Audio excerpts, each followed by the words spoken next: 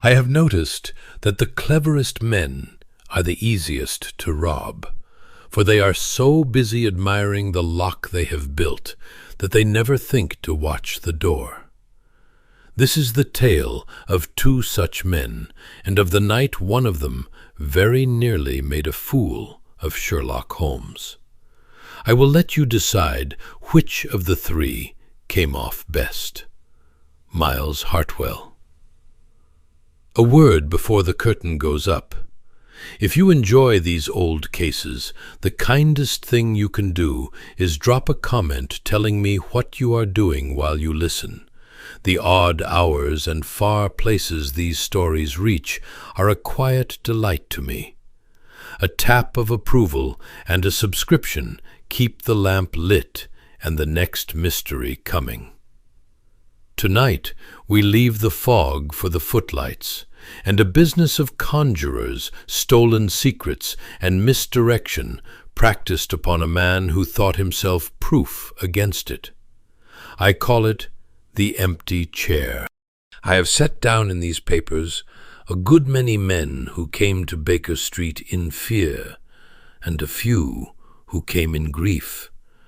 But I can recall only one who came to us as though he were walking onto a stage and expected applause for the entrance.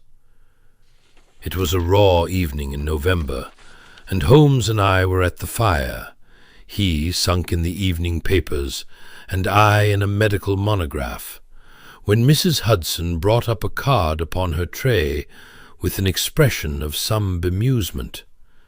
Holmes glanced at it, and his eyebrows rose, and he passed it to me without a word.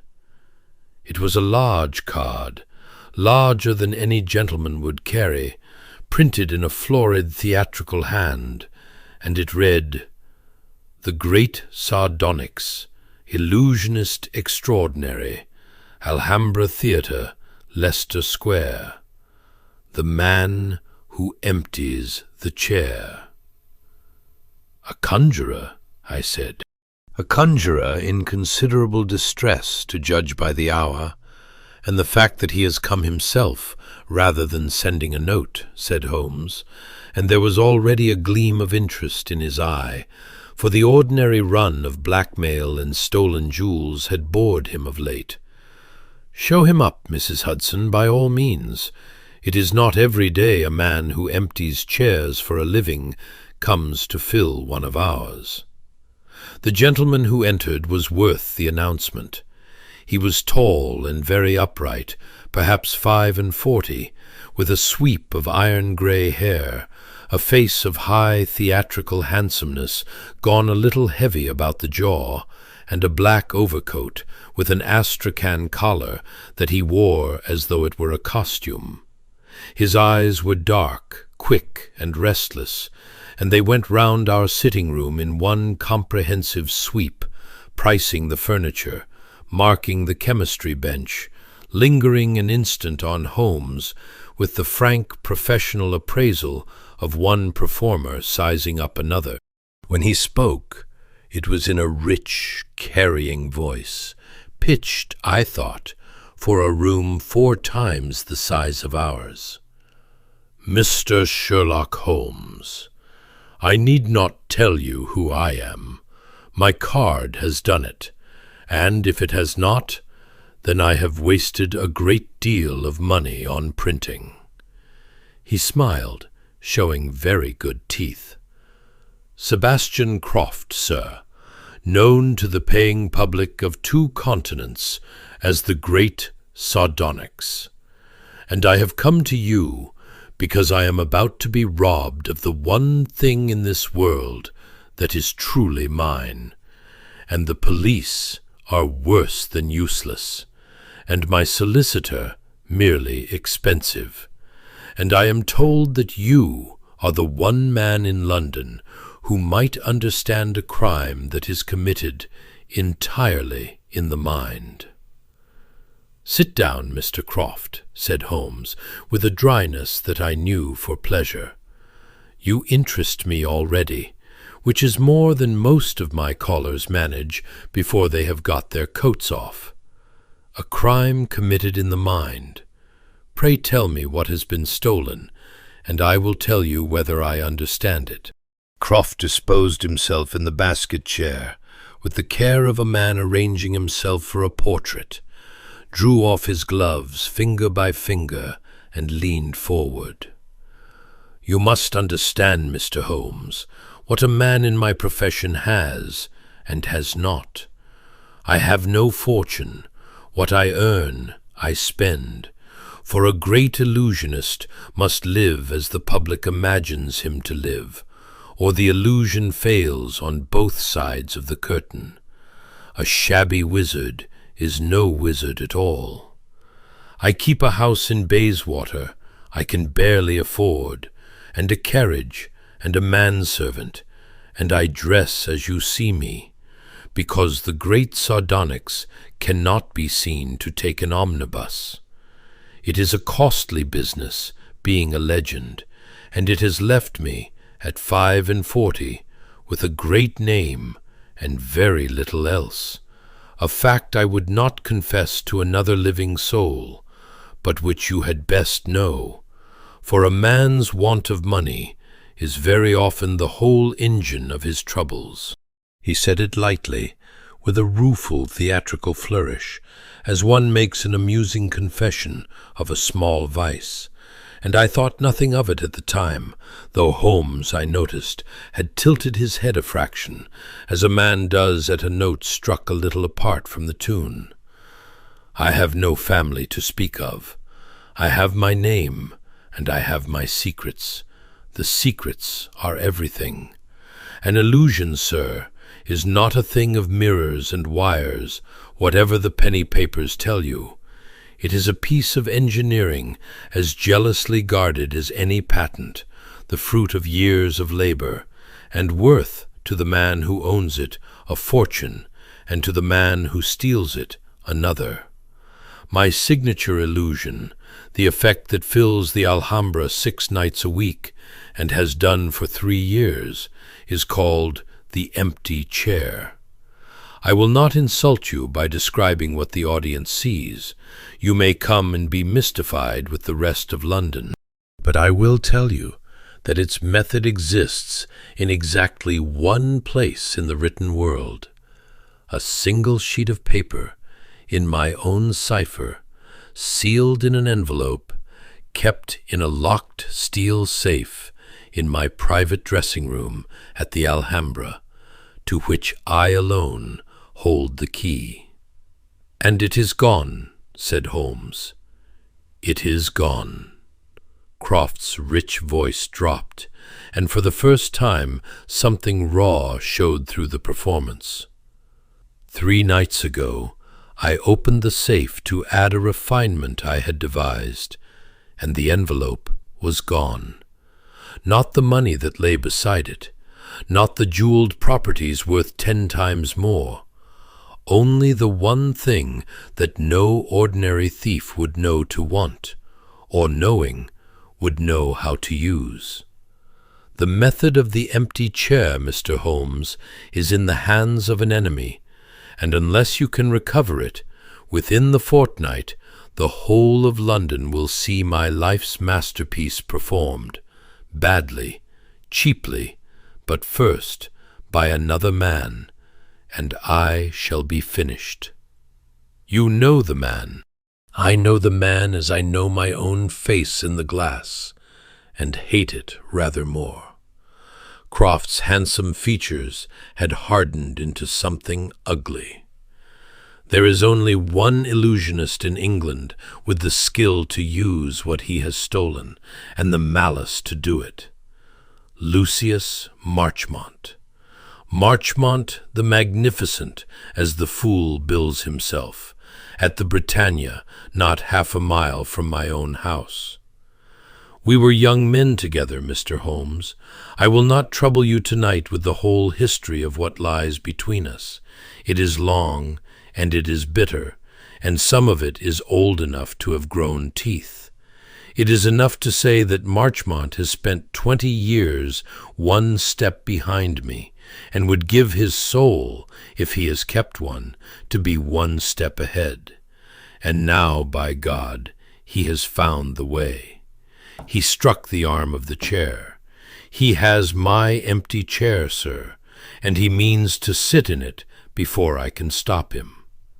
There was a silence. Holmes had listened to all this with his eyes half closed and his fingertips together, and I could not for my life have said whether he believed a word of it or whether he was merely enjoying the performance. When he spoke, it was mildly. "You have given me a villain, Mr. Croft, which is generous, for most clients make me find my own, but you have given me no evidence. What makes you certain the thief is Marchmont, and not, let us say, a dishonest member of your own company, of which a great theatre must have a good many?" Croft smiled, and it was not a pleasant smile. "Because, Mr. Holmes, I am not quite the fool my enemies take me for, and when a man robs me, I take the trouble to find out how. I have found the how. My dresser, a wretch named Tully, who has been with me 2 years, and whom I trusted as I trust my own right hand, was bought. Marchmont bought him. Tully took Marchmont's money, and Tully let Marchmont's man into my dressing-room on the night in question, and Tully, when I put the matter to him an hour ago with my hand about his collar, confessed the whole of it, and wept and begged, and is at this moment locked in my property-room, awaiting whatever you and I decide to do with him." He sat back, spreading his hands. "So you see, sir, I do not come to you to discover the criminal. I know the criminal. I come to you to recover my property before it is used, for a confession from a frightened dresser will not stand up in law against a man as clever as Marchmont, and by the time the courts have finished with it, he will have performed my illusion 100 times, and the secret will be worth nothing to anyone. I want the empty chair back in my safe, Mr. Holmes, and I want it back this week.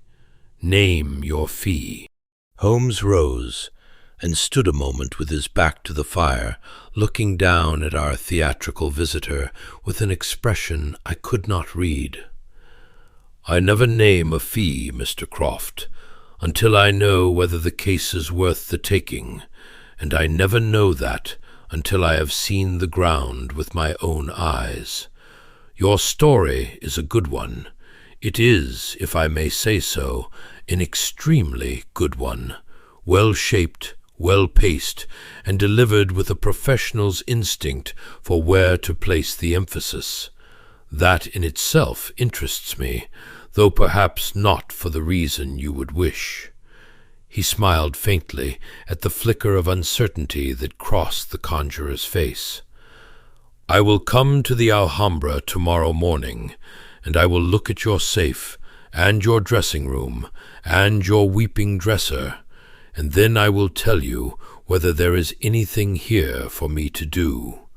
Until then, touch nothing, and above all, do nothing to Marchmont.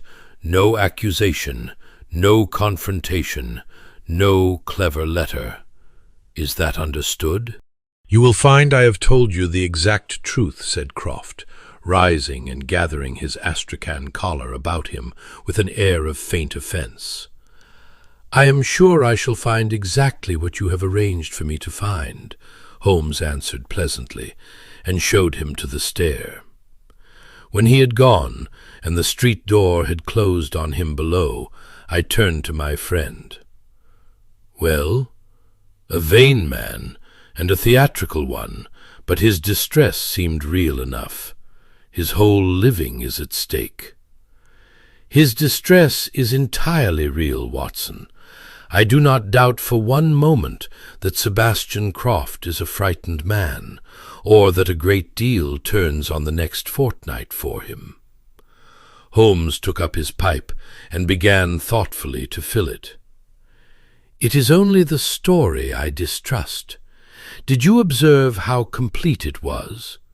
A theft, a villain, a motive, a confessed accomplice, all wrapped and tied and handed to me across the hearthrug within 20 minutes of the man's arrival. Clients do not bring me solved cases, Watson. They bring me their confusion, and I make what order of it I can. When a man brings me the order ready-made and asks only that I ratify it, I begin to wonder who arranged the furniture and why he is so anxious that I should sit exactly where he has placed the chair. He struck a match. He empties chairs for a living. Let us go and see tomorrow whether he is trying to seat me in one. The Alhambra, by the grey light of a November morning, was a very different thing from the gilded palace of the evening bills. We came in by the stage door into a warren of bare brick passages that smelt of gas, size, grease paint, and cold dust, and were led by a yawning boy through a maze of ropes and flats and hanging canvas to the domain of the great sardonyx. The auditorium, glimpsed through a wing, was a vast, dim cavern of shrouded seats, the stage a bare, scarred plain of boards, and over the whole place hung that peculiar melancholy that empty theaters wear in daylight, as of a face without its expression. Croft met us at his dressing-room door, less magnificent by morning, but no less watchful, and with him was the theatre's manager, a round, anxious, perspiring man named Hollis, who wrung his hands a good deal and clearly regarded the whole affair as a personal catastrophe. "Mr. Holmes, thank heaven. If this gets into the papers, sir, if it's known the Alhambra can't keep its own secrets safe, we are ruined. We are all ruined. The season is ruined." He mopped his glistening forehead with a handkerchief already past service. 3 years I have had the great sardonyx under this roof, 3 years of full houses, and now this, on the eve of the winter season, with the contracts all to renew, and the board asking questions I cannot answer. You must find it, sir, whatever it is, and find it quiet. A whisper of scandal at a house like this, and the qualities stop coming. And once the qualities stop coming, he broke off, unable to contemplate the abyss. "Then let us hope it does not get into the papers," said Holmes, "and give me room to work. The safe, if you please."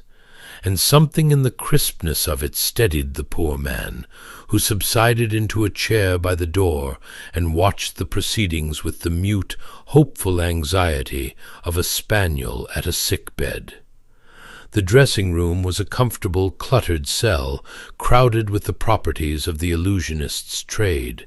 A great gilt cabinet in one corner under a dust-sheet, coils of silk, a table of curious apparatus, playbills and photographs of Croft in a dozen attitudes of mystery papering the walls. The safe was a good modern one, of green painted steel, set into the brickwork of the inner wall, and it stood now with its heavy door ajar. Holmes crossed to it, and went down on one knee before it with the reverent attention he gave to all good mechanisms. For several minutes he said nothing, examining the lock, the hinges, the bright steel of the interior, the frame where the bolts seated, with his lens close against the metal. He took from his pocket a small folded paper of fine powder and dusted the key plate and the handle, and studied what it showed him, and blew it clean again. He ran a fingertip round the inner lip of the door and held it to the grey window light. Then he sat back on his heel. "It has not been forced," he said.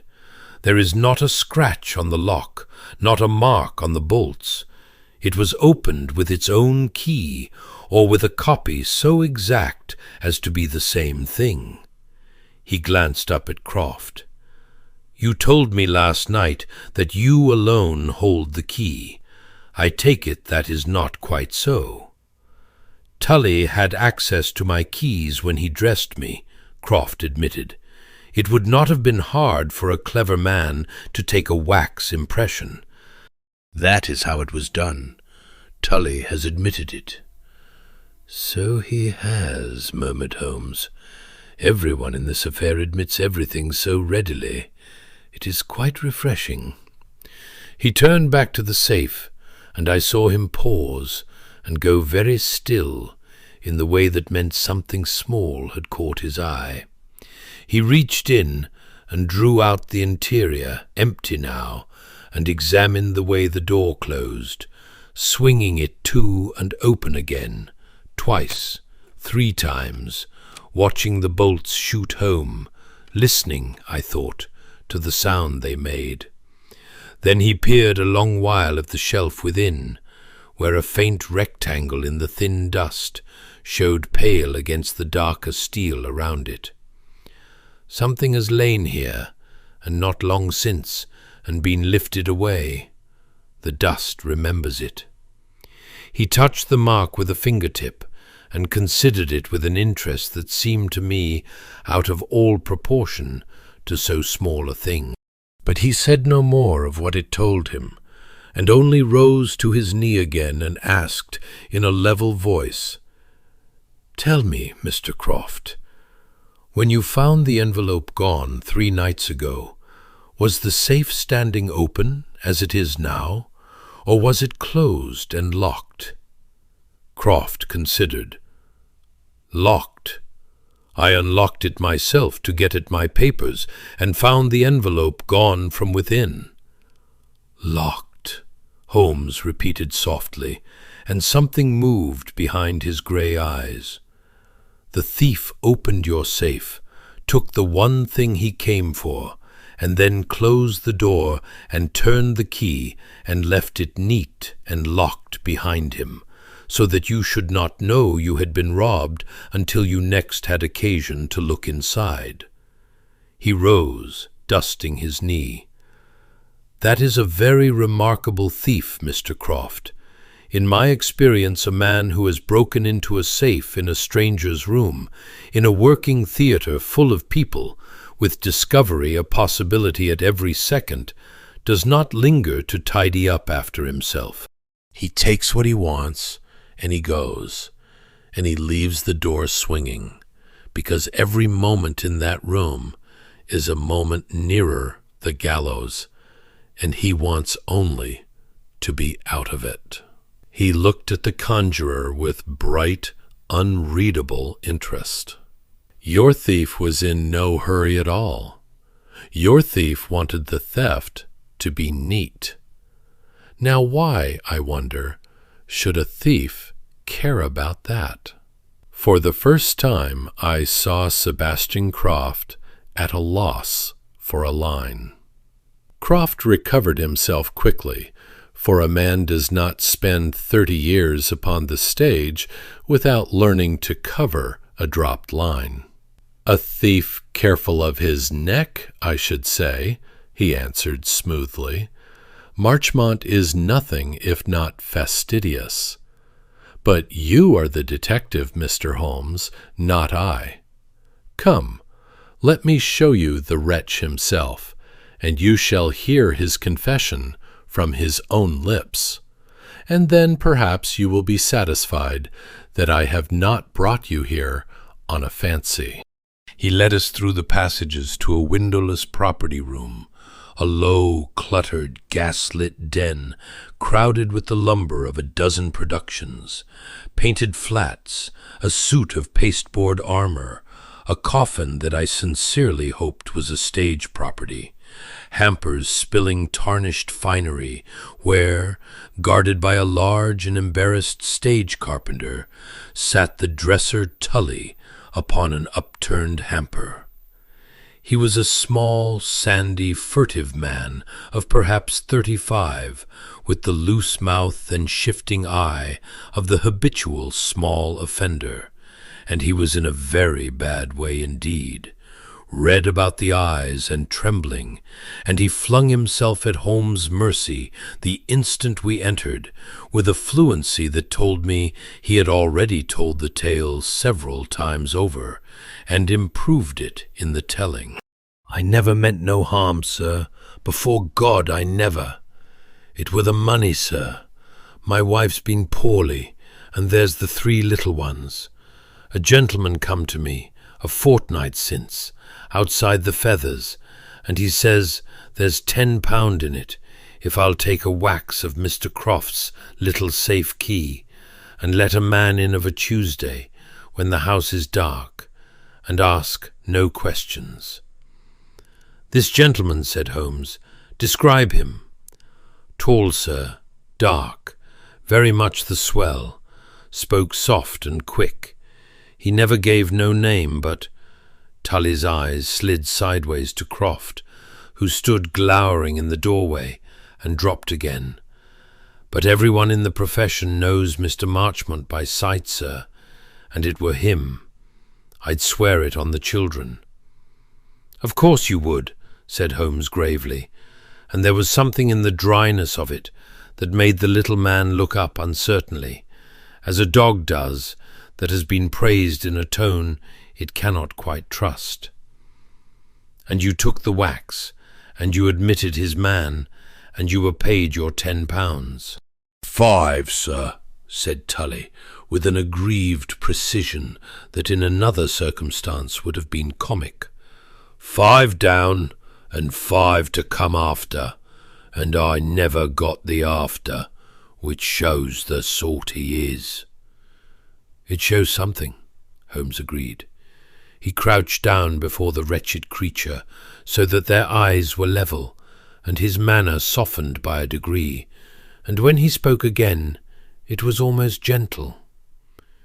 "Tell me one thing more, Tully, and tell it me exactly, for it may matter more than all the rest, and it may even do you a little good. The man who came into the room, Marchmont's man, on the Tuesday, how long was he within? You let him in. Did you wait? How long before he came out again?" Tully wiped his nose on his sleeve and considered, plainly relieved to be asked a thing he could answer without fear. "A tidy while, sir. Longer nor I liked, stood there in the dark passage with my heart going. 10 minutes? A quarter hour could be." "A quarter of an hour," said Holmes softly. "To open a safe he had a key to, take one envelope from it, and close it again." He straightened, and his knees cracked, and he looked down at the little man with an expression I could not read. "Thank you, Tully. You have been a great fool and a small rogue, and I dare say you will suffer for it, but you have at least the merit of being the only person in this building who has told me anything without first deciding what I ought to think of it. Mr. Croft, I have seen enough here for one morning. Keep this man where he is, feed him, and do not let him near a newspaper or a bottle. I shall want him again." Out in the passage, when Croft had bustled ahead to placate the wretched Hollis, I said in a low voice, "A quarter of an hour, Holmes. What of it?" "A great deal, or nothing, and I do not yet know which." He walked slowly, his hands behind him, his eyes on the dusty floor. "A man with a key does not need 15 minutes, Watson. He needs one. The safe is not the puzzle. We have seen that it opened at a touch. So what was Marchmont's man doing in that room for a quarter of an hour in the dark? He was either searching for something he had not been told the place of, which argues he was not so well informed as Croft would have me believe, or he was doing something other than simply taking an envelope. I should very much like to know which. But come, I have a fancy to learn the history of these two magicians, and I never yet learned the truth of a theatre from its stars. It is the old men in the flies who know where the bodies are buried. Holmes found his old man that same afternoon, and I went with him, and it proved one of the more agreeable hours of the whole business, for there is no better company in the world than an old theatre hand with a listener and a pot of porter.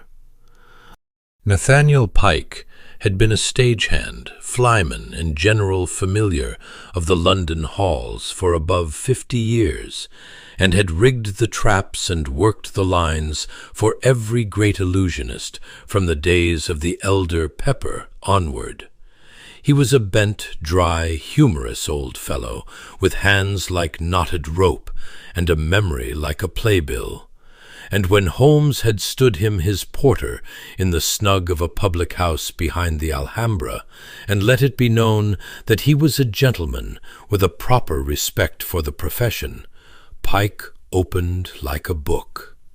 He began, as old men will, a long way round, with the halls as they had been in his young days, and the great vanishes he had worked the machinery for, and the accidents he had seen, a man near cut in two by a trap that fired early, a lion that got loose in the pit at the old Mogul.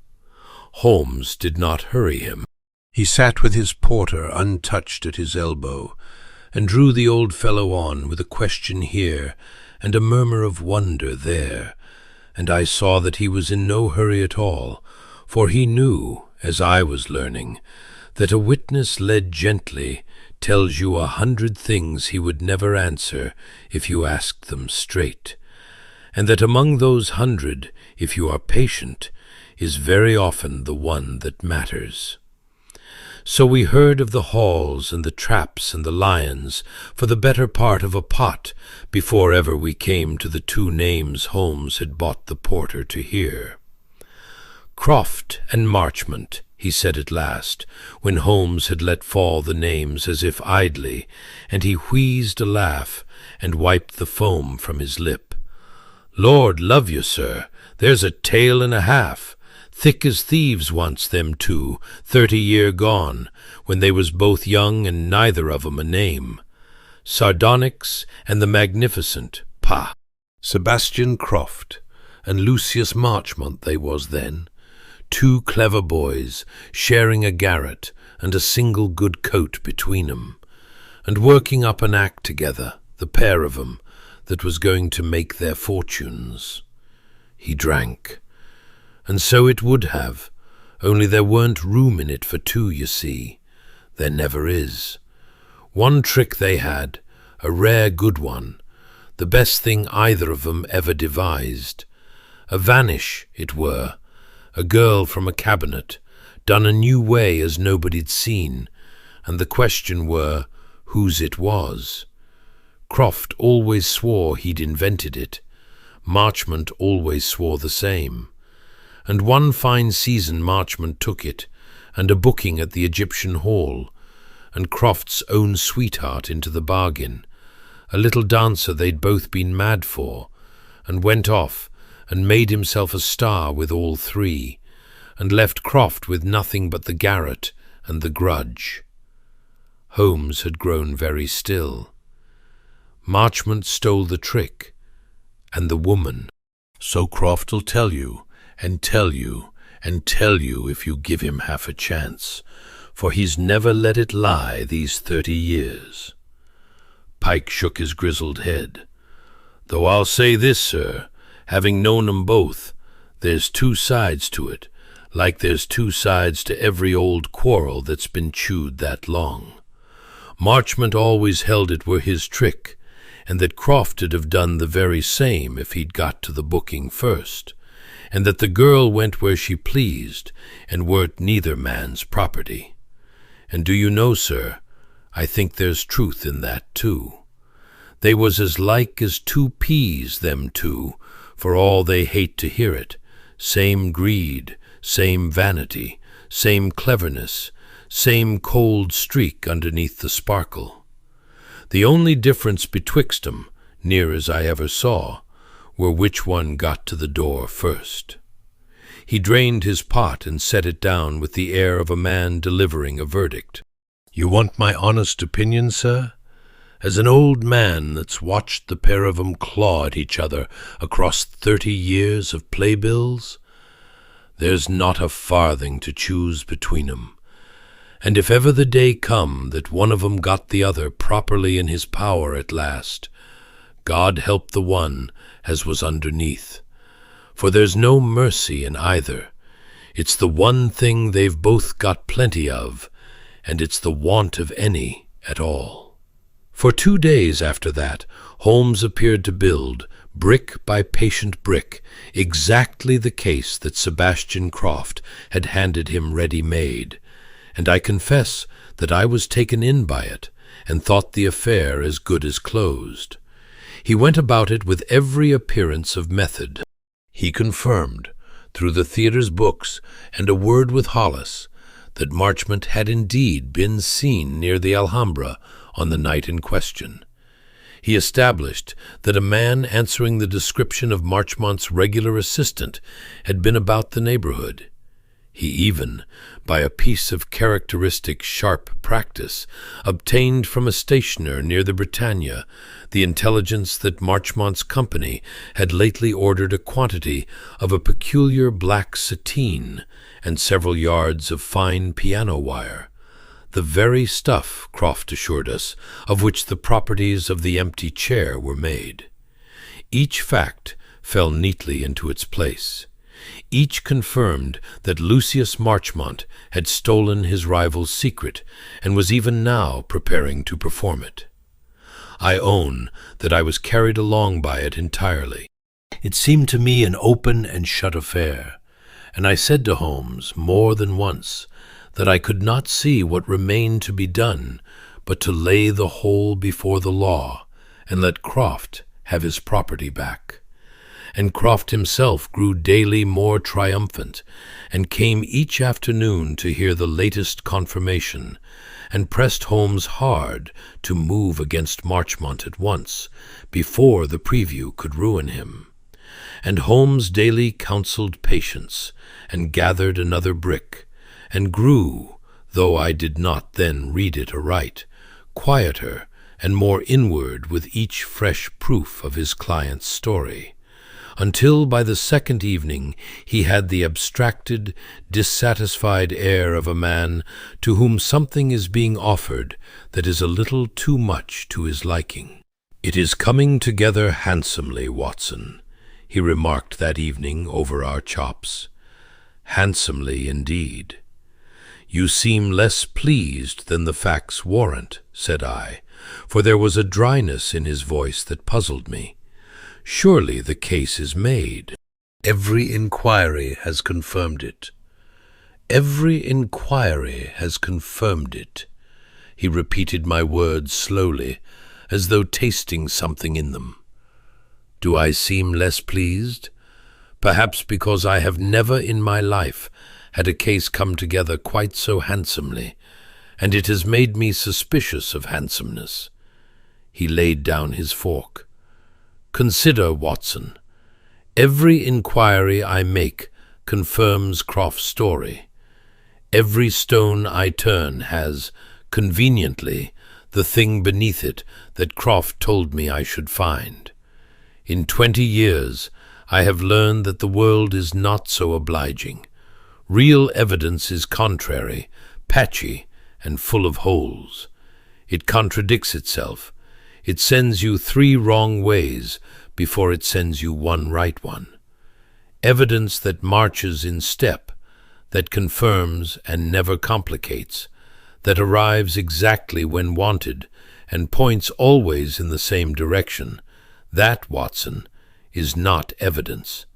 That is stage management. And I am beginning to feel very strongly that I am not investigating this case at all. I am being walked through it, cue by cue, by a man who has plotted it as carefully as he plots his illusions, and who requires, for some purpose I do not yet see, that Sherlock Holmes should arrive at the end of it convinced. He pushed back his chair. Tomorrow I mean to step off the marked path and see what happens. Tomorrow, Watson, we shall go and look at the one thing Croft has been most careful not to let me examine. Not his safe, not his dresser, not his rival's stationery, but the stolen secret itself. I want to know what is actually written on that sheet of paper that Marchmont is supposed to have taken. And since I cannot ask Croft, and I cannot ask Marchmont, I shall have to ask the boards themselves. He was as good as his word, and better, for the means he chose was one of those small theatrical impostures in which he took an almost boyish delight. The Britannia, Marchmont's house, was to give a special preview 3 nights hence. A new sensation, the fresh pasted bills proclaimed, never before witnessed, and the whole of theatrical London understood, without a word being printed, that Marchmont the Magnificent was about to unveil something extraordinary. It was there plainly that the stolen illusion was to have its premiere, and Croft's ruin with it. Holmes could not walk in at the stage door and demand to see the method, but a shabby, elderly gas-fitter, with a coil of tubing over his shoulder and a grievance about a leaking bracket, might go where he pleased in a busy theatre 3 days before an opening. I had thought he would go alone, and was surprised when he insisted I come, in the humbler character of his labouring mate. For a gas-fitter with an assistant is twice as invisible as a gas-fitter alone, Watson, there being nothing in the world so unremarkable as 2 working men carrying something heavy and looking put upon.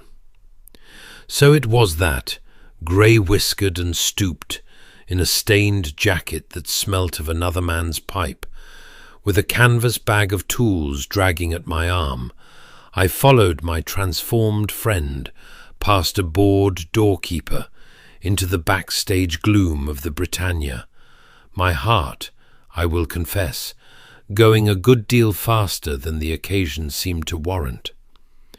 It was a strange 2 hours.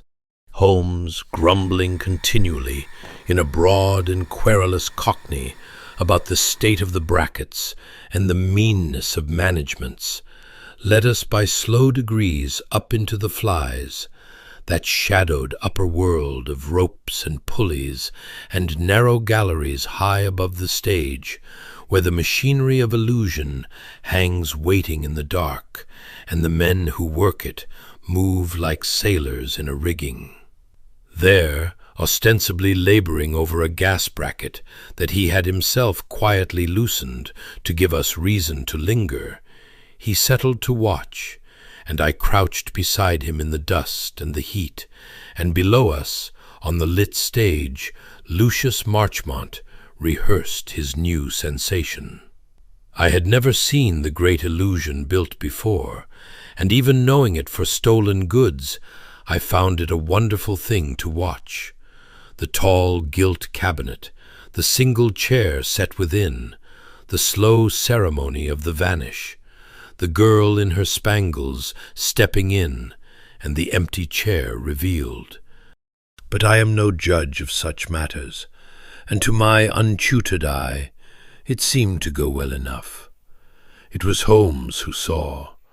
I felt him grow tense beside me, felt the sharp, indrawn breath, watched his lips move as he counted something under his breath, and twice, as we crouched there, I saw the thing go visibly wrong, The girl, at the very instant of the vanish, left standing in plain and awkward view, where, by all the laws of the effect, she should have vanished clean away, and Marchmont below, flinging up a furious hand, and cursing his men, and striding to the cabinet to strike it with his fist, and swear it was the rigging, the accursed rigging, and set them wearily to it again. "Enough," Holmes breathed at last in my ear. "I have what I came for, and more.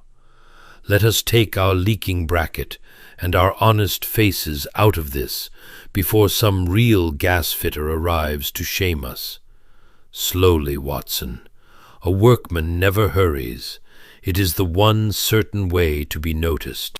We regained the street without misadventure, and it was not until we were safe in a coffee-house a street away, and Holmes had peeled off his whiskers into his pocket and called for coffee in his own voice, which made the waiter jump, that I understood the full weight of what we had seen. "I have seen it, Watson," he said, sliding into the seat across from me, and there was a light in his eye that I had not seen since the case began. "I have watched them build the new sensation piece by piece, and it is the method of the empty chair. Near enough, the cabinet, the chair, the vanish, all as Croft described. Marchmont has it exactly as we were told. There is no doubt of the theft at all." He paused, and his lean face, in the gaslight, wore an expression of the most complete and delighted perplexity.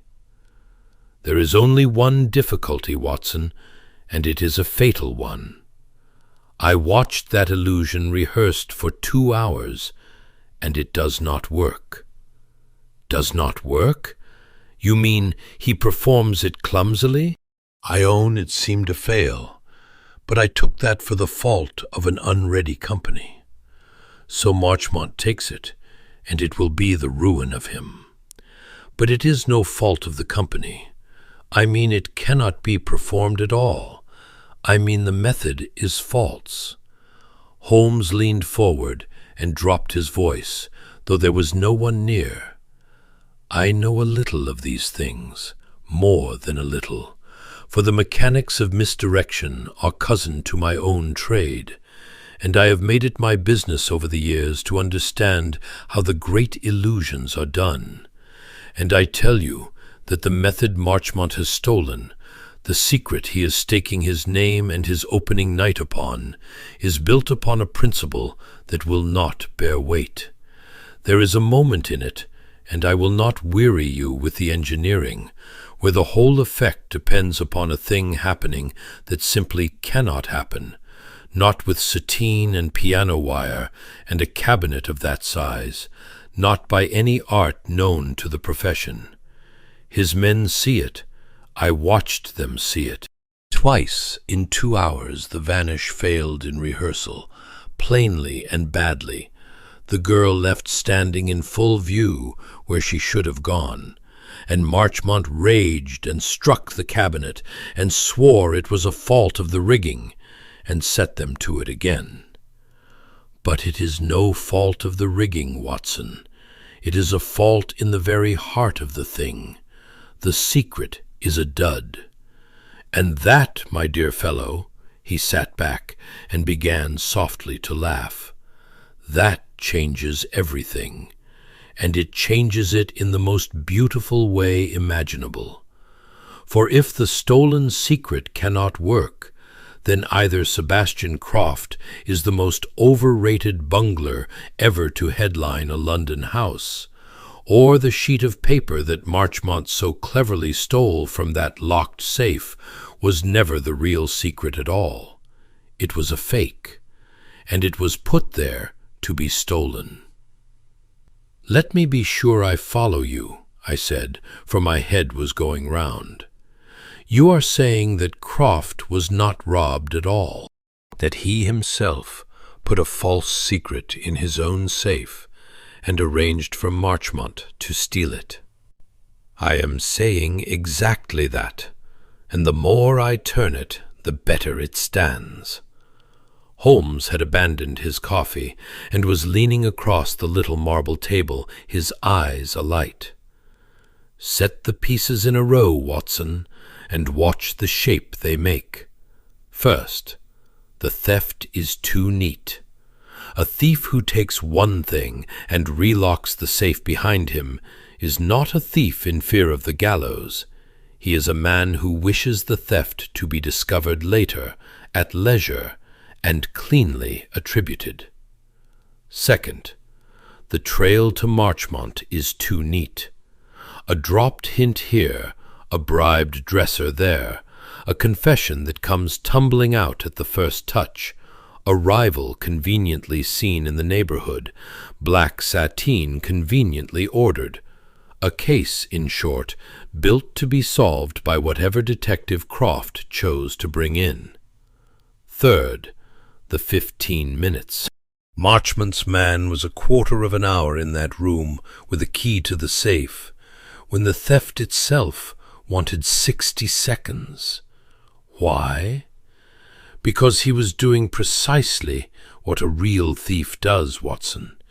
He was searching, hunting through the room for the secret, not knowing where it lay, because he had not in fact been guided to it by any friend within. Which tells us the burglary, at least, was genuine on Marchmont's side. He really did break in, really did steal. And fourth, the keystone. The thing he stole cannot work. It is a decoy. He spread his long hands. Croft did not need to guide Marchmont to the safe, you see. He needed only to let it be known, through Tully, through the loose talk of the profession, through whatever channels a clever man commands, that the great secret of the empty chair lay written in that safe, and to make the stealing of it just difficult enough to be believed. Marchmont's own greed and his own 30-year hatred did the rest. He took Croft's bait exactly as a pike takes a spinner, because he could not endure not to. "But to what end?" I protested. "If Marchmont performs a false method, and it fails on his opening night, he is made a fool of, certainly. But how does that profit Croft? His true secret is still his own. He might simply have kept it in his safe and said nothing, and been perfectly safe." "Ah." Holmes's smile was very quiet now, and there was in it a real respect, the respect one craftsman pays another. "There you touch the genius of it, and the malice of it, and I did not see the whole until this afternoon. Consider what happens 3 nights hence at the Britannia. Marchmont the Magnificent, before a house packed with the press, the profession, and, I would wager a good deal, his own creditors, all of them lured by weeks of whispers that he is about to unveil a sensation that will finish Croft.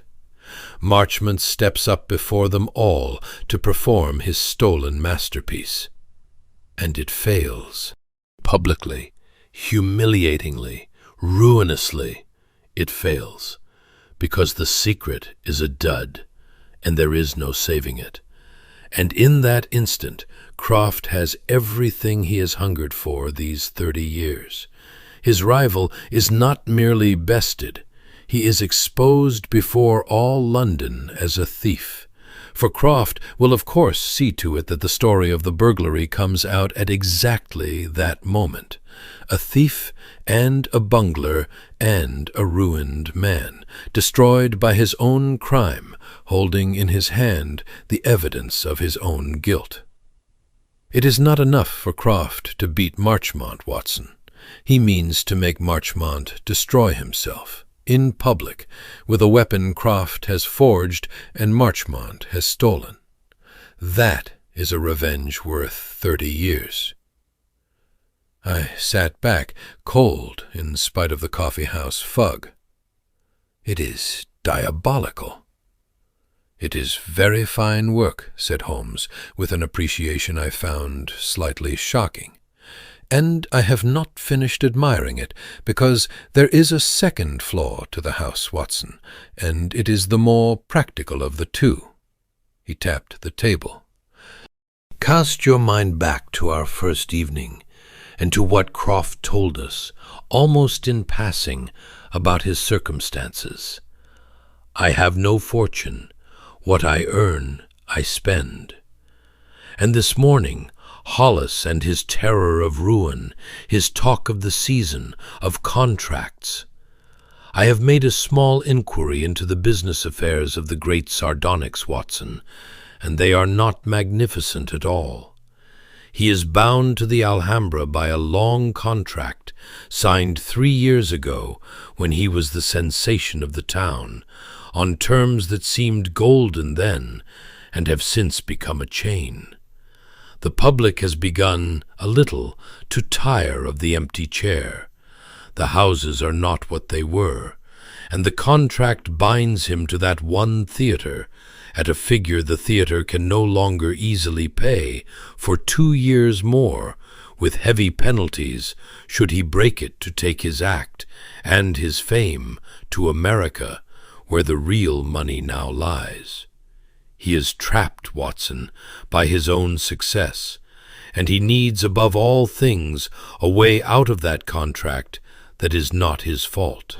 And what better way than to be robbed? A man whose great secret has been stolen and cheapened, whose signature illusion has been performed by another, can no longer draw at the Alhambra. The effect is spoiled, the magic gone.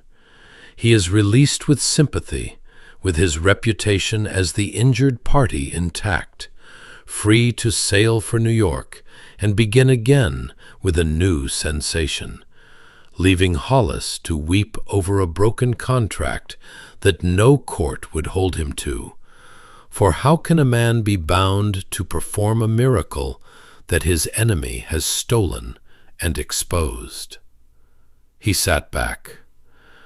Revenge with one hand and escape with the other, and both of them worked by making his oldest enemy the instrument of his freedom. And the one thing the whole beautiful machine required, Watson, the single part he could not supply himself, was a witness, a credible, independent, celebrated witness who would investigate the theft, become convinced of its reality and of Marchmont's guilt, and stand ready to swear to both when the moment came. He required an honest man of known judgment to authenticate his lie. Holmes's smile went thin. He required me, Watson. He came to Baker Street not in spite of my reputation, but because of it. I was never engaged to solve this case. I was engaged to be fooled by it, and then to vouch for the folly. And I very nearly did. I looked at my friend with some anxiety, for I knew how little he relished being made a tool, and I expected an outburst. But Holmes surprised me.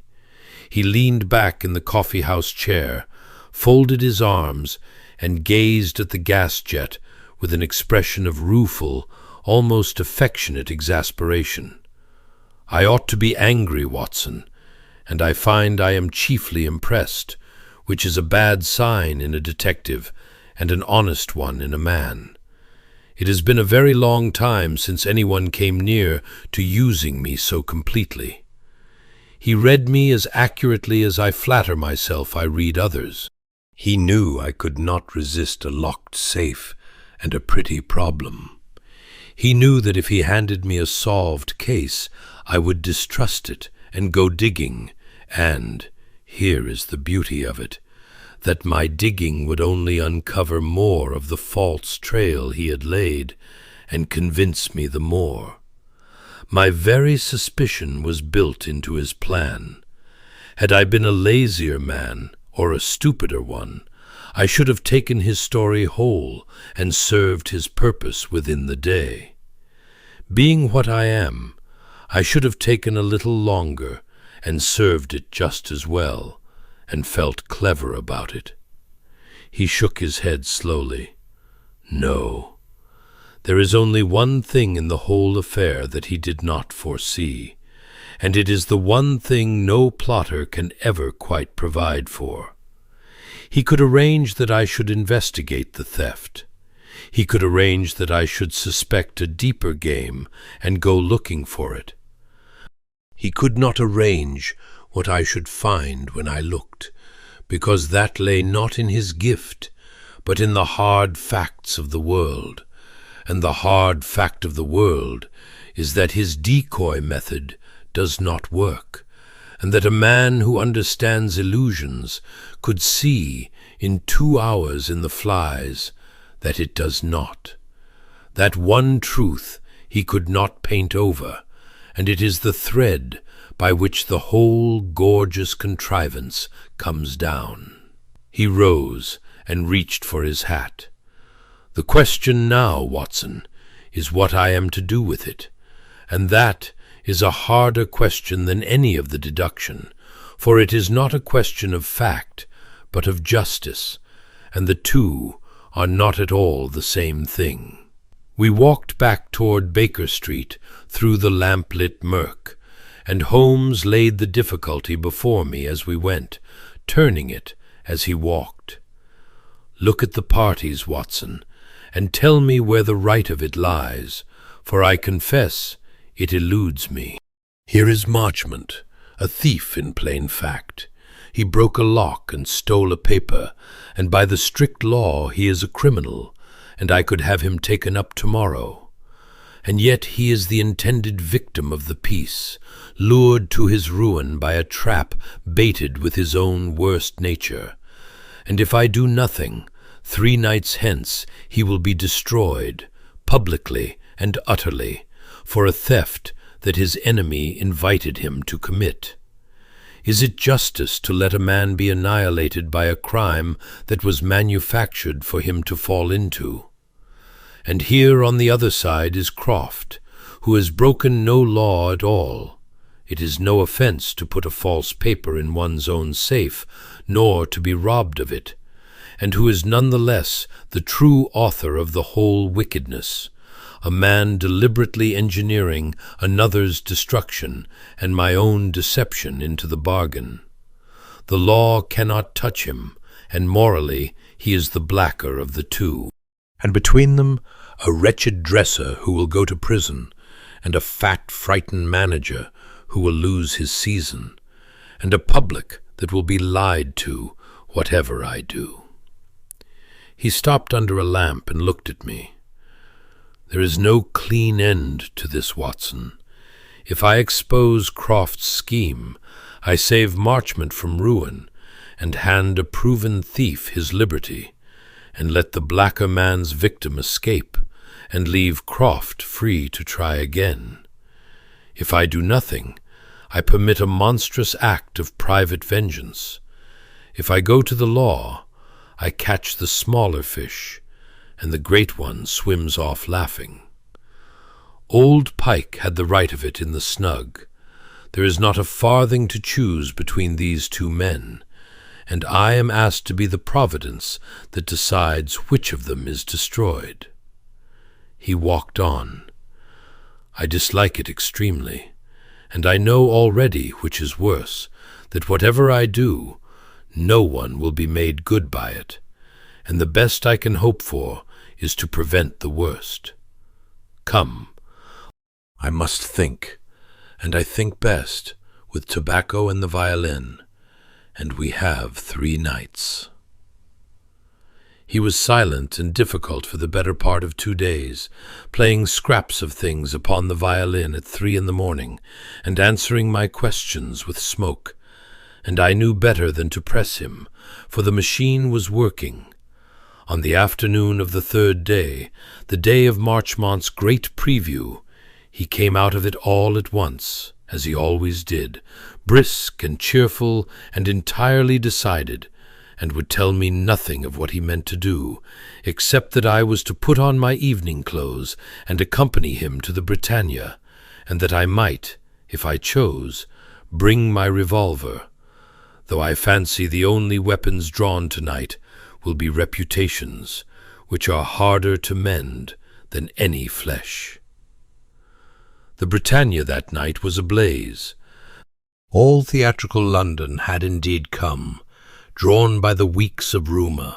The lobby was a crush of silk hats and bare shoulders, and I saw among the crowd faces I knew from the illustrated papers, critics, managers, and more than one hard-eyed, prosperous man whom Holmes, with a slight motion of his head, gave me to understand were of the money-lending persuasion and much interested in Mr. Marchmont's continued solvency. Croft's whole audience was assembled exactly as Croft had designed. The only thing that had gone wrong with the great Sardonyx's plan was standing quietly in the shadow of a pillar in a well-cut coat, watching the crowd with grey and thoughtful eyes. I have been in many crowded houses, but I do not think I have ever felt one so charged as that.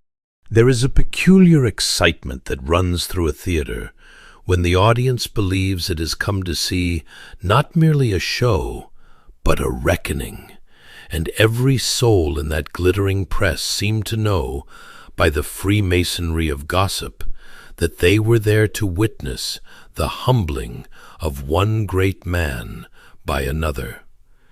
It was in the pitch of the laughter, a little too high, in the way heads turned to the shadowed box, stage left, where Sebastian Croft sat motionless, in the hungry holiday cruelty of a crowd that scents a fall.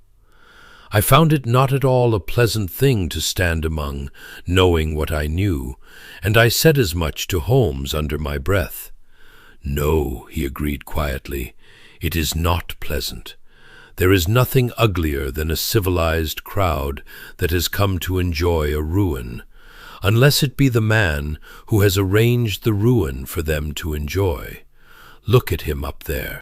I followed his glance to the upper box and made out in the dimness the unmistakable upright figure and iron-grey head of Sebastian Croft, still as a carved thing, a spider at the edge of its web, come to watch his enemy hang. "He has waited 30 years for this hour, Watson, and he means to drink every drop of it."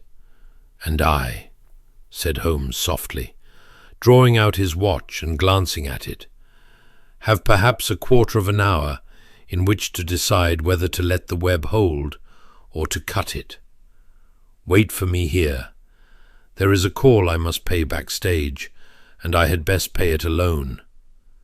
He was gone above 10 minutes, and I passed them in no small anxiety amid the chattering crowd. The great gas globes had begun to dim, and the orchestra to tune, and I had begun genuinely to fear the curtain would rise before his return, when he reappeared at my elbow as quietly as he had gone, and there was a curious set to his mouth, the look of a man who has laid a match to a train of powder and stepped back to see which way it will run. "It is done," he said, "or rather, it is begun. The doing is theirs now. Come, we have seats, Croft's own, as it happens, procured for the injured party's detective. He will not be using them, and they command the stage admirably. I will tell you as we go what I have done, for you have earned it, and you will scold me for it, and you may be right." We found our places as the great gas globes dimmed, and the babble of the house sank to an expectant hum, and I sat rigid, with a suspense I could scarcely contain, for I still did not know what my friend had set in motion, only that he had set something, and that 2 proud and dangerous men were at that moment somewhere in the building, carrying whatever match he had handed each of them. Under cover of the overture, Holmes put his lips near my ear and told me, low and rapid, and I confess that as I listened, My scalp prickled, for it was as bold a stroke as I ever knew him play, and it might as easily have ended in catastrophe as in the strange grace that in fact befell. I could have gone to Marchmont, he said, and told him the secret in his hand was a poisoned one, and sent him home, and the preview would have been cancelled, and the trap sprung shut on empty air. That would have saved him. But it would have left Croft free and unscathed, and merely balked to lay his next snare more carefully. And it would have told Marchmont nothing he could be trusted to keep to himself.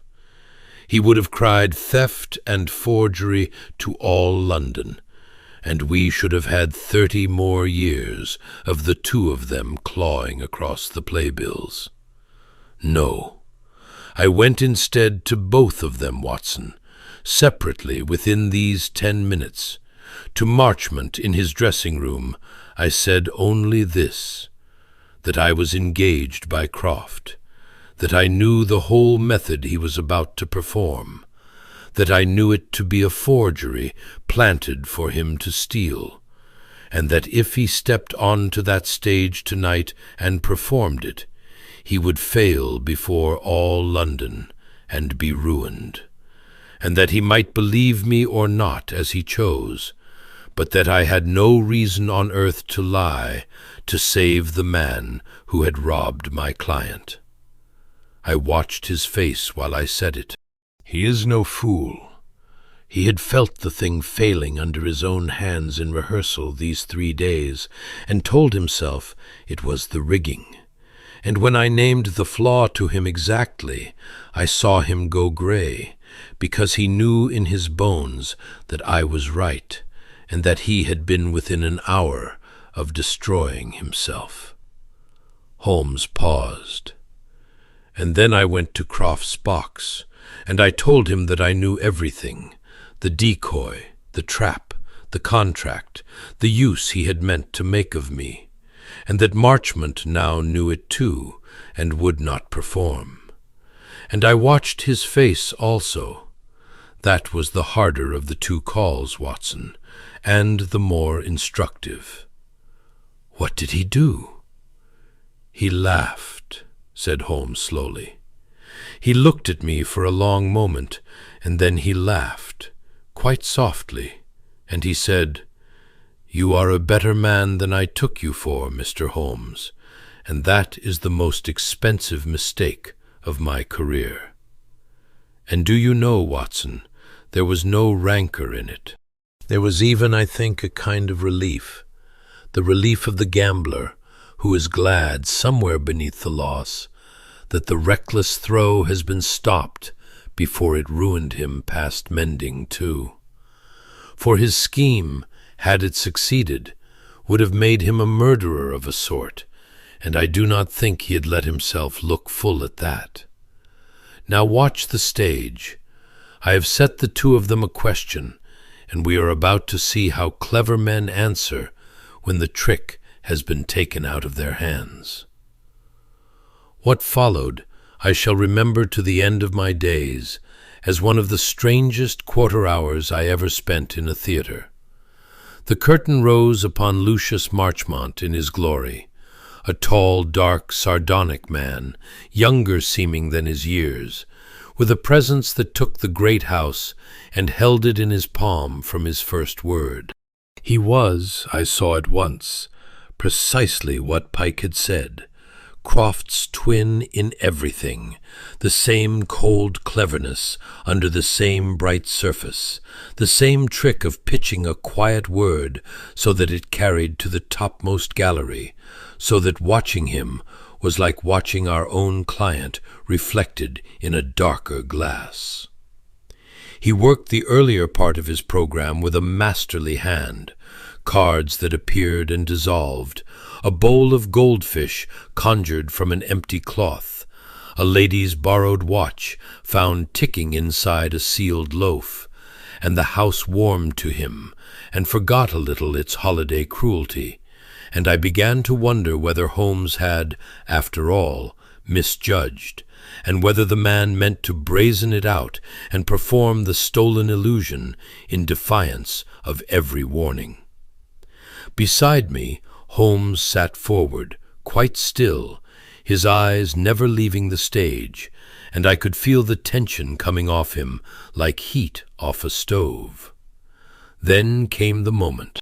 The lesser marvels were done, the stage was cleared, and from the wings, to a slow and expectant roll of the drums, the great gilt cabinet was wheeled to the center of the boards, and the single chair set within it, and I heard, all round me in the darkened house, the indrawn breath of 1,000 people who believed they knew what they were about to see. The drum rolls sank away to a breathless hush. Marchmont stepped forward to the footlights, into the sharp white glare of the limelight, and raised his hand for a silence he already had, and I felt Holmes, beside me, go rigid as a drawn bowstring. "My friends," said Marchmont, and his rich voice filled the silence to its farthest corner, "you have come tonight upon a promise. You were promised a new sensation, never before witnessed, and I see by your faces, yes, and by the very particular company I observe in my house this evening, a soft, dangerous ripple of laughter, for the moneylenders were not the only ones who understood the jest, that you know, as all the profession knows, what that sensation was rumored to be." The ripple stilled into a taut and hungry quiet. "You expected me to show you tonight a certain famous illusion, an emptying of a chair, that is the property and the triumph of a distinguished colleague of mine." The murmur swelled now, and up in the shadowed box I saw Croft lean slowly forward, his hands upon the rail. "I shall not show it to you," said Marchmont. The murmur broke, surged, and hushed all in an instant, as a wave draws back off shingle. "I shall not show it to you," Marchmont went on, and there was in his voice now a note I had not heard before, something almost like a man taking a strange, bitter, private pleasure in a thing, "because it is not mine to show. Whatever the whispers of this town have told you, whatever you have paid your good money tonight expecting to see, I will not stand before you upon these boards and perform another man's masterpiece as my own. There has been enough of that between Sebastian Croft and myself, God knows, for one lifetime, enough taking on both sides, and I am too old to add to the account." He let that sink, and I marveled at the nerve of the man, standing in the full glare with his ruin one word away, and turning it, syllable by syllable, into a triumph. "Tonight you shall have honest conjuring of my own devising, and no stolen goods. And if that disappoints you, why, you may have your money at the door, and I will think the better of you for wanting it." And with that, magnificently, before the astonished house could decide whether it had been cheated or ennobled, he swept the great cabinet aside with one arm and launched into a different illusion altogether, an old and honest one of his own, and carried it off with such dash and brilliance that the Britannia, after one stunned, suspended moment, rose to him and roared, delighted in the end to have been present at a scandal and a renunciation both, and never once guessing that they had watched a man step back, smiling, from the very lip of his own grave. I turned to Holmes, bewildered. "But he has confessed the theft to all London. He has ruined himself after all, only by another road."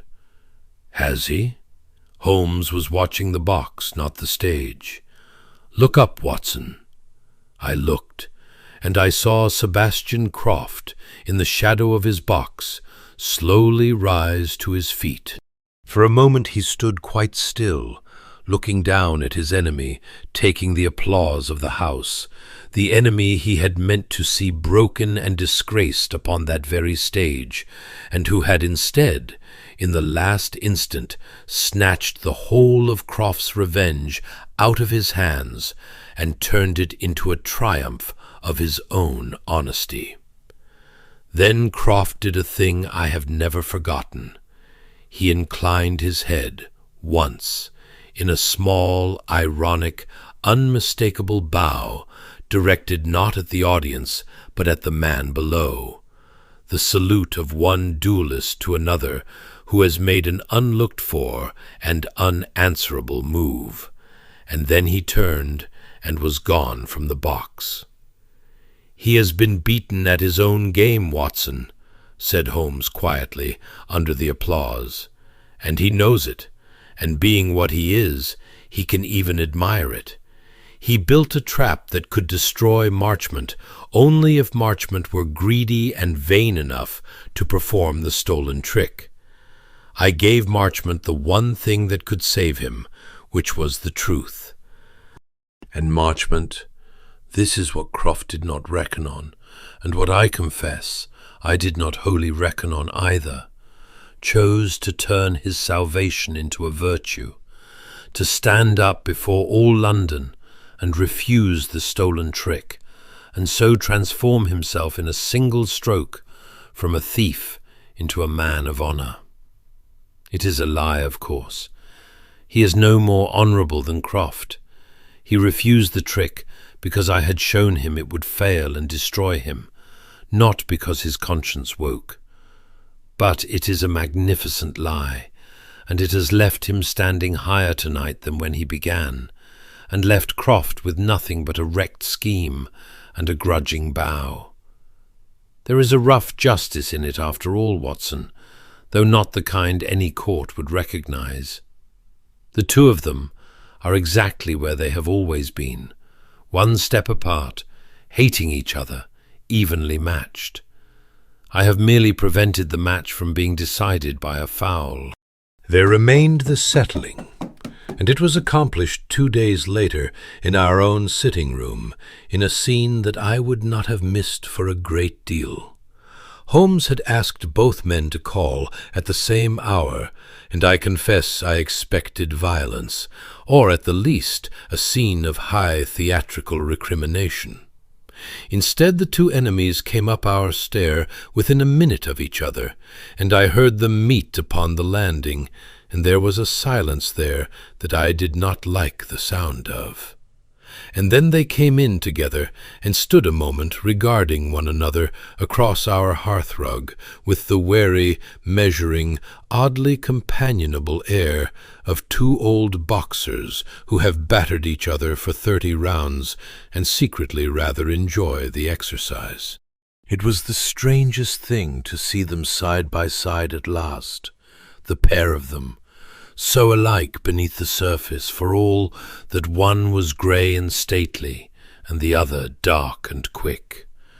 The same fine, hard heads, the same cold, clever eyes, the same faint theatrical largeness in the way they held themselves, as though even here, in a private sitting-room, some part of each was always aware of an audience.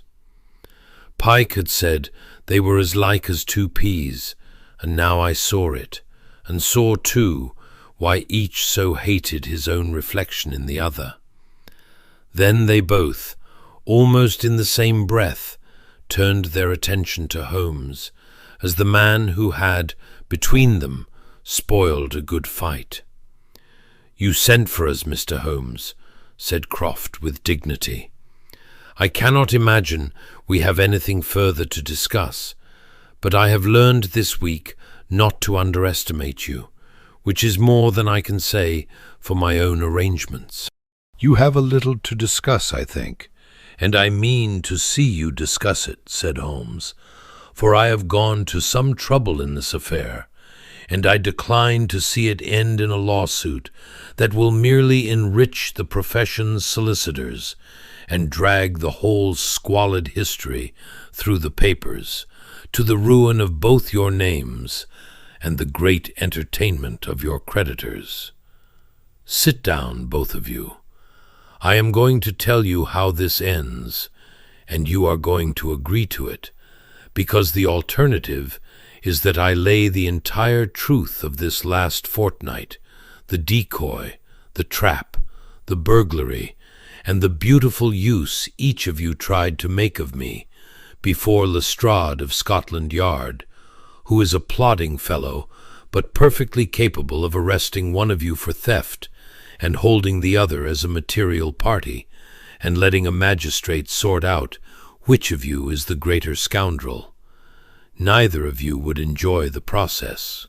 He looked from one to the other, and there was no theatre in his voice at all, only the flat certainty that both men, being clever, recognized for the bedrock it was.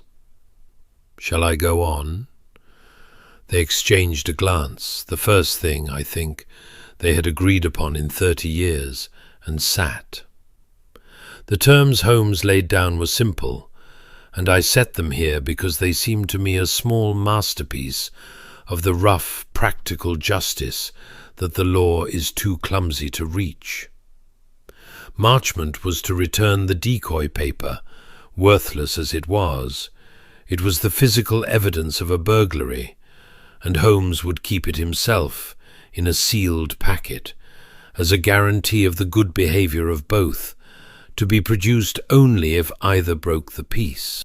Croft was to abandon, wholly and for good, any thought of prosecution or private revenge, and since his true object had all along been not really the destruction of Marchmont, but the breaking of his ruinous Alhambra contract, Holmes had a suggestion for that too, and it was characteristic of him. Let Croft go to Hollis and the Alhambra board, not as a robbed man, but with the honest truth that his signature illusion had grown stale and his heart was set on America. And let Marchmont, who owed Croft, by any reckoning, a considerable debt for a scheme that had ended by raising him in the world's esteem, quietly take over the remainder of that Alhambra engagement, which he coveted, and which would satisfy the theatre and free Croft to sail. The two rivals would thus exchange houses. Each would get the thing he actually wanted, and the only casualties would be a grudge that both were secretly weary of carrying, and a great deal of money that would otherwise have gone to lawyers. There was a long silence when he had done. Then Marchmont began softly to laugh, and after a moment Croft joined him, and the two of them sat in our chairs and laughed together like the two young men who had once shared a garret and a single good coat, before the trick and the girl and the 30 years came between them. "You have robbed us both, Mr. Holmes," said Marchmont at last, wiping his eyes, "of the only enemy either of us ever found worth the having. I hardly know what I shall do with my evenings." He rose and did a thing that startled me. He put out his hand to Croft, and Croft, after a moment, took it. It was not forgiveness, I think. Men like that do not forgive. But it was something, a truce between two men who had at last been shown their own faces in each other, and been, however little, ashamed. And what became of the wretched Tully, I may briefly add. Croft, in an access of good humour at his own release, forgave him his £5 and his treachery together, on condition he never dressed another conjurer, and set him up instead in a small tobacconist's shop, where I have no doubt he prospers by knowing everybody's business, which was ever his one real talent. When they had gone down the stair together, still arguing amiably about whose trick the cursed vanish had been in the first place. I turned to Holmes, who had crossed to the window to watch them go.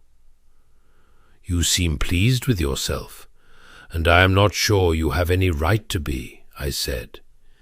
"You have let a proven thief walk free, and a man who plotted a monstrous revenge sail off to fresh triumphs in America, and you have called it justice.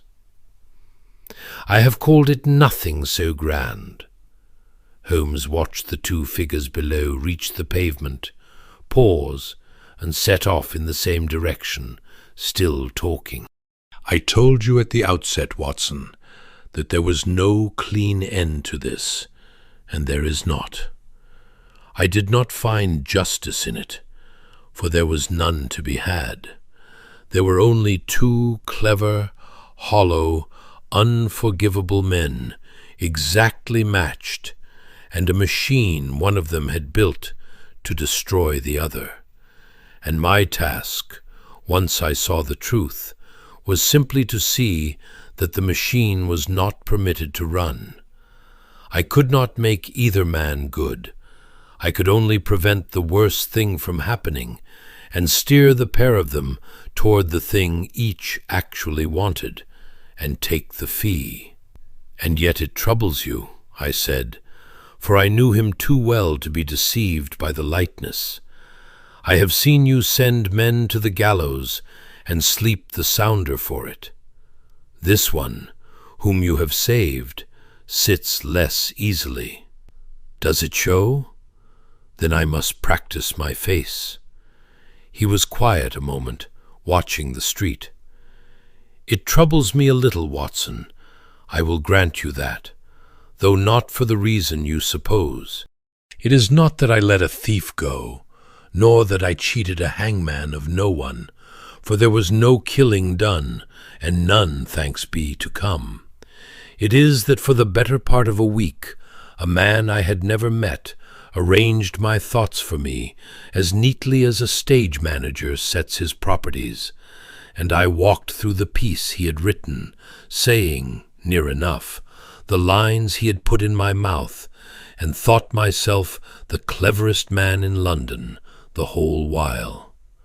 That is a thing worth losing a night's sleep over, if it teaches a man to look twice at the next case that is a little too obliging." He turned from the window with a wry twist to his mouth. "It has been a most humbling case, and I recommend the experience to no one. I was hired to be deceived, and I very nearly was. I was outplayed at the start and only saved by a flaw in my opponent's engineering that had nothing to do with my own cleverness. And the best I can say for my part in it is that when I finally understood the game, I declined to be a piece in it." He took up his violin. Croft was right about one thing that first evening. It was a crime committed entirely in the mind, his mind chiefly, and very nearly at the expense of mine. Do you know, Watson, of all the villains I have crossed, I am not sure I have ever respected one more, or liked the taste of the victory less.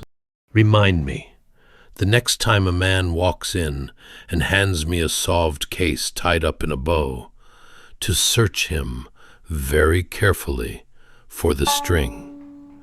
And he tucked the instrument under his chin and drew from it something light and mocking and quick, a little tune with a sting in the tail of it, and would say no more that evening about the two magicians who had come so near to making Sherlock Holmes the finest illusion of their careers.